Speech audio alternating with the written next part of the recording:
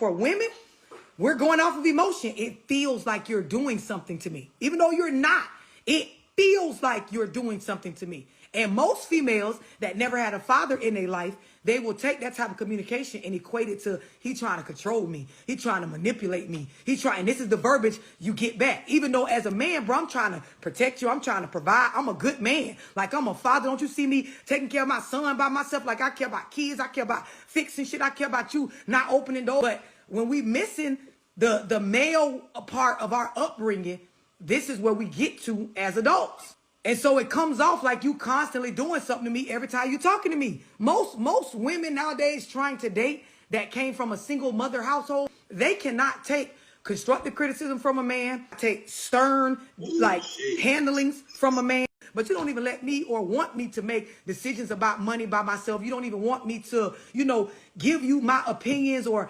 just lay the law on how I want stuff. But yet you scream and be a man. But at the same time, you don't know how to shut the fuck up and just be a woman and not cross over into the man category. And everybody around you that you go to, they're always going to side with the viewpoint of the woman being correct because they don't know what it feels like for a man to actually be a good man and lead.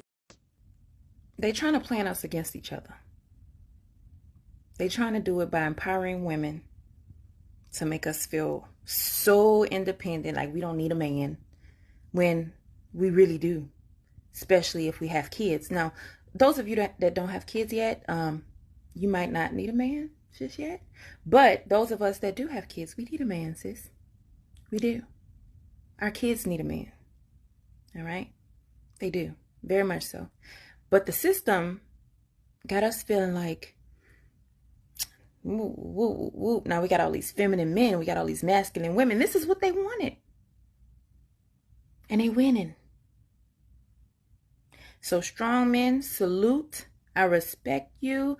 I hope that and I pray that you find a woman that can let you lead and have some beautiful children for you. Woo, Lord, this is scary. For real. It really is. Motivational videos for girls and guys are completely different because on the girl side, it sounds like, you're the prize, you're the queen. Yes, queen, being your feminine area. And then men's motivational videos sound like this. You're weak. You gotta get off your ass. You ain't got no money. You ain't got no beat. You don't drive a Bentley. How many Bugattis you got? What color's your Bugatti? I don't fuck on the first date anymore. You just say anymore. Anymore. They say as a man you should always get a high-paying job so that you can potentially take care of a family. But you should also make sure you have enough spare time to spend with your spouse so that they don't get lonely. If you're a father, you need to be there for and support your children. But don't try to guide them or structure them or especially discipline them in any way or you're abusive. You're expected to be masculine in order to be attractive. But you should also get in touch with your sensitive side. But not enough to cry because that makes you look weak. Women are allowed to hit you, but you should never hit them back. If you even want the chance of having a woman, be prepared to take her out to a fancy dinner in a fancy car and get her flowers and drinks and all of that. But don't expect or ask for anything in return, because then you're pushy. Remember, you have to dote on the girl in every possible way. But in the end, it's her decision as to whether or not all of your time and energy was worth her giving you. And if she leaves you after a 6-year-long relationship, remember, she's just doing what's best for her. But if you leave her after 6 years, you're a scumbag who obviously never cared. Make sure you're intelligent or women are going to look down on you. But women are always right, so they're going to look down on you anyway. Plus, if you're really smart, they're going to see you as arrogant. And be confident, because confidence is sexy, but don't be cocky. Sleep with too many women and you're just a man whore who's afraid of commitment. But don't sleep with enough women and you're less desirable because of your inexperience. Damn. Accept women at their best and their worst. But change every negative aspect of yourself in order to prove your love. You're a man, you should have all the answers. But if you have all the answers, you're a narcissist. Just kind of slapped me with reality again. There was a little bit to unpack there. It's refreshing when you see a girl who understands the plight of being a guy. And she's holding a baby, so... Yeah, where would her husband at? He got a good gig there. You know what I find odd? How certain things in the world are only wrong when men do them. For example, if a 40-year-old woman likes men in their 20s, then she would be seen as a cougar, a MILF, she'd be seen as sexy, and it's praised. But if a 40-plus-year-old man likes women in their 20s, then she would be seen as a creep, a predator, and a groomer. It's only wrong when a man does it. Women can body shame men all day, every day, from their hairline to their height to their weight, all the way down to their penis size. But if a man mentions a woman's body in any way, shape, or form that's not positive, specifically weight, the entire world is in an uproar.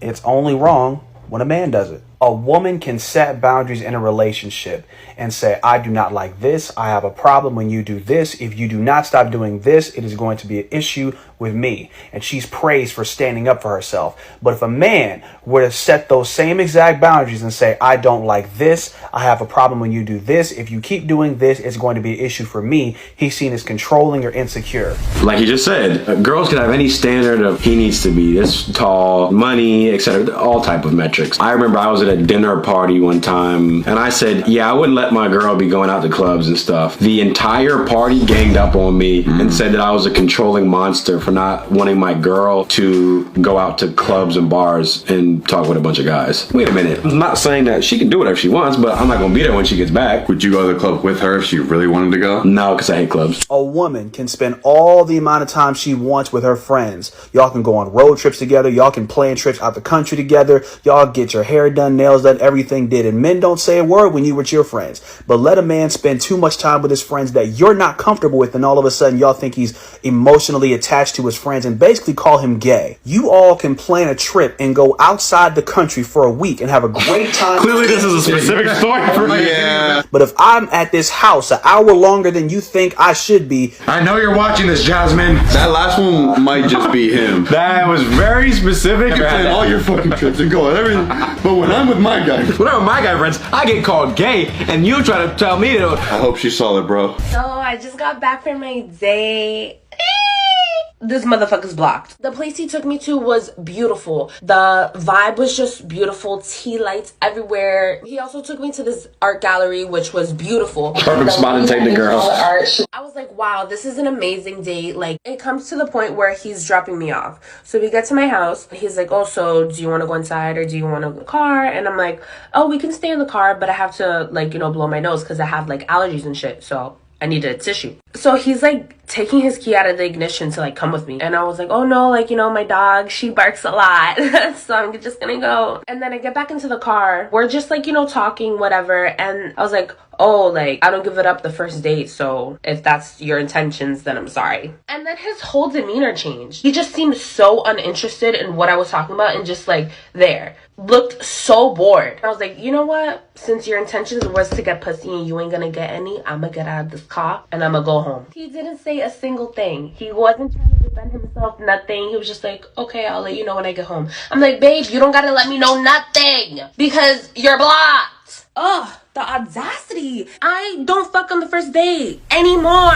You just say anymore. Anymore. That was a fun little kicker there at the end. Told on herself there. Had me for a second like, okay. That's cool. If you don't do that, you don't do it. Wait, what? Yeah. Anymore. Apart from that, her being a terrible storyteller, because that could have been told in 15 seconds. And shout out to the dude for picking the place. Like we said in the other video, I'd be going to McDonald's. So that's cool. He went to the women empowerment place. That's all great. Clearly was super trying to impress her. So that he could get box. Doesn't she know that? He's a heterosexual male and then he's attracted to her. What does she think he's doing this for? So they can play board games that night? Sometimes it takes girls days, weeks, whatever to feel aroused in that type of way. While he's not entitled to get in the box on the first night. Like I just want to take you to these dates and just sit and talk. And the fact that anymore. Oh man. Dang. Giving this person a part of yourself and it'll never go away. Women take on the men that they sleep with, even in personality. Oh wow. Oh so yeah. Now you heard probably old heads say, be careful who you let braid your hair or who you eat after, right? Because spirits attract. Yes. But it's more like DNA. Damn. And I try to make it short, but these two scientists did an experiment where they were just testing saliva to see what it did. One scientist took his saliva and put it out there on the little test thing, and he left, and the other scientist studied it. The scientist went on a plane flight to somewhere, and the scientist who was observing the saliva, he noticed different interactions in the saliva at certain times. He documented those times. When he met back up with the other scientist, he mentioned to him the times that his saliva made distinct changes. And the guy had, he wrote down whenever he was upset, if he felt any type of emotion and why. and it lined up with the time frame that he kept. So he was about to miss his flight, and his saliva reacted to that, even though it wasn't in his mouth, man. Wow. So just imagine that's saliva that you just spit out. And that dies after about, I think it was like 14 or 15 hours it dies. But imagine sperm inside of a body now where it's warm, it's, you know, imagine kissing, smoking, eating after somebody, those, what you would call germs, that bacteria, it gets into a person. So a lot of times we're schizo because we got a lot of people inside of us. Man.